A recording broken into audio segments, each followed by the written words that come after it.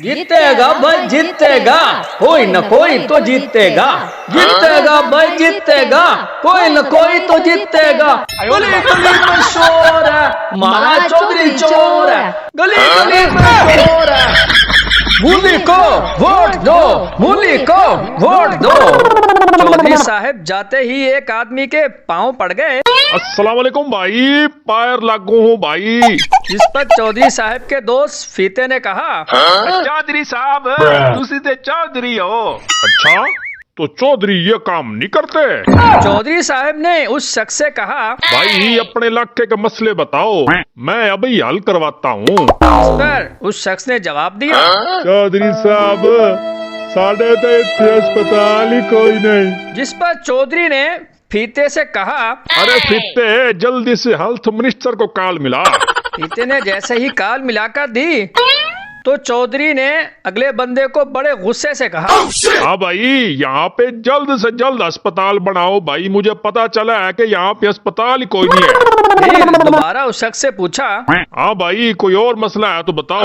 तो उस शख्स ने कहा, चौधरी साहब साढ़े तो इतने मोबाइल सिग्नल ही कोई नहीं आमदे, टावर ही कोई नहीं, तुसा किवें मोबाइल ते कॉल कर लगे, खलो वो तो ने आए। इस पर दोनों को वहां से खूब पिटाई हुई। इसके बाद दोनों लोग इलेक्शन कैंपेन के लिए मोहल्ले में एक घर में जा पहुंचे जिनके कोई 5 साल पहले फौत की हुई थी। तो उन्होंने जाहिर सी बात है कैंपेन तो करनी थी, इसलिए वो उनके घर जा पहुंचे और चौधरी साहब अपने मखसूस अंदाज में जाते ही शुरू हो गए। अरे मेरे तो इनके साथ बड़े पुराने याराने थे। अरे हमने सारा सारा दिन गुल्ली डंडा खेलना, बंटे खेलने, पतंगे उड़ानी, हमने तो एक ही पतलून में सोना। मेरे अब्बे ने मुझे कई दफा रोका कि इनके घर जाके ना सोया कर, लेकिन मैंने हर दूसरे दिन ही जाके इसके साथ इकट्ठे सो जाना। आप लोग तो उस वक्त छोटे होते थे, हम सारी रात मजे करते। हाँ जी क्या करे जी, बंदे का तो पता ही नहीं चलता। हाँ ते अपने चौधरी साहब दा भी ते पता नहीं चलता ना। अगले दिन शाम नू इन्होंने 5 बजे रोटी खाधी, रात नू 10 बजे उठ के फिर रोला पा दिता कि मैनू रोटी दी भुख लगी है। दसो जी, बंदे का कोई पता चलना है जी? बंदे का कोई पता नहीं चलता जी। बस जी मुझे हर वक्त उनकी याद सताती रहती है। मैं बड़ा दुखी हूँ, बड़ा मजबूर हूँ, मैं आप लोगों के पास पहले नहीं आ सका। आज मुझे उनकी ताज़ियत करने के लिए आपके पास आना पड़ा है जी। बस जी बंदे का नहीं पता चलता जी। हाँ जी, ते अपने चौधरी साहब दे आज तक अब्बे दा नहीं पता चलिया। उसके बाद उस शख्स ने कहा, अरे मेरा तो अब्बा आज तक ठीक है, हमारी तो अम्मा मरी थी वो भी 5 साल पहले। अरे कोई उठा भाई, कोई डंडा शंडा, मैं इन मिरासियों को बताता हूँ तो बंदे का पता चलता है या नहीं चलता। इस तरह वो सब घर वाले मिलके इन दोनों की खूब पिटाई करते हैं। देवेगा भाई देवेगा, कोई अल्लाह वाला देवेगा, देवेगा भाई देवेगा, कोई तो वोट देवेगा, देवेगा भाई देवेगा। उसके बाद उन दोनों ने किसी एक घर का दरवाजा बजाया तो घर से आवाज आई, अरे भाई कौन आ गया सुबह सुबह? बाबा माफ करो भाई, जुमरात कौन है? आज कोई नहीं कुछ भी, जुमरात कौन है भाई, माफ करो। तो चौधरी साहब ने अपनी सुर लगाकर मखसूस आवाज में कहा, भाई रोड पक्के करा लो, वोट पालो, रोडा पक्कियां करा लो, वोट पालो। वहाँ पे काफी सारे लोग इकट्ठे हो गए और उन्होंने उनको चंदा देना शुरू कर दिया। रोडा पक्कियां करा लो, वोट पालो। जैसे ही कोई शख्स उनकी रेडी पे पैसे रखता तो चौधरी साहब शुरू हो जाते, हाजी साहब दी वेल वध वध होवे ढेर। आए भाई हाजी साहब दी वेल वध वध होवे ढेर। ये देखकर फीते ने कहा, चौधरी साहब हुण तुसी चौधरी बन गए हो, हुण मिरासी पुड़ा छड़ दे हो अपना।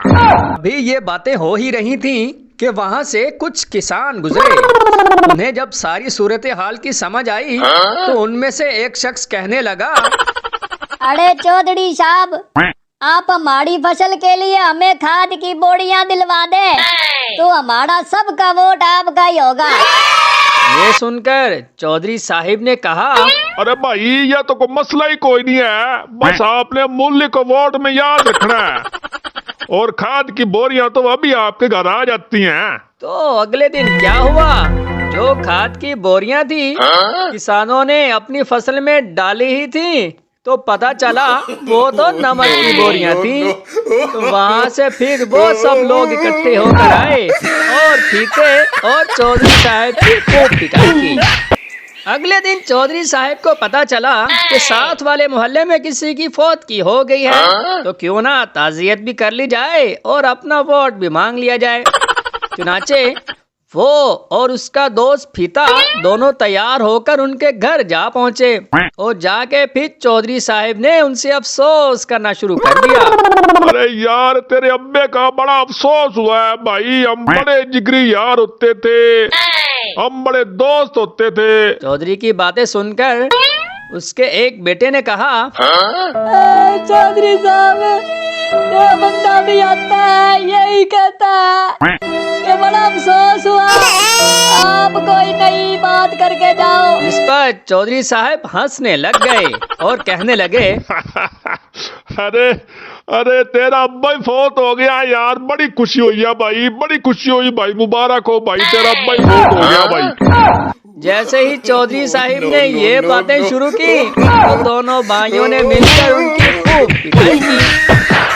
उसके बाद वहाँ से वो दोनों निकले, रास्ते में जा रहे थे कि उन्होंने देखा कि एक सब्जी बेचने वाला स्टूल के ऊपर बैठा सो रहा था और इस बेचारे के ऊपर मक्खियां भिन भिना रही थी। तो उसके दोस्त फीते ने कहा, चौधरी साहब और ते आपा को चंगा काम कीता नहीं, इस बेचारे तू मक्खियां ही बजा देने आ।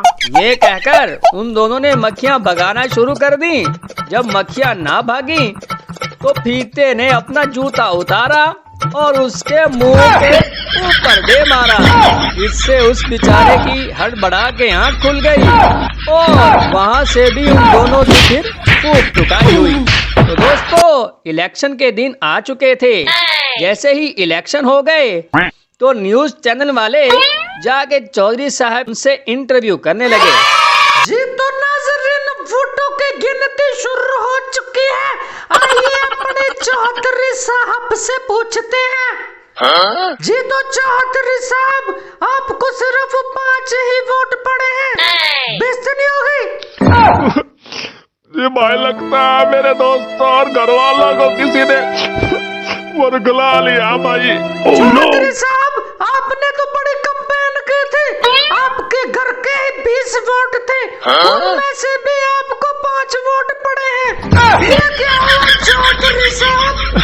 नहीं भाई, मुझे लगता है किसी ने बेईमानी किया वोटों में मेरे साथ। लोग दूसरों के इंतखाबी निशान पे मोहर लगाते रहे मगर मेरी मुल्ली पर नमक लगा के चले गए। अच्छा छोड़ो चौधरी साहब, आप अपनी आवाम को क्या कहना चाहते हैं?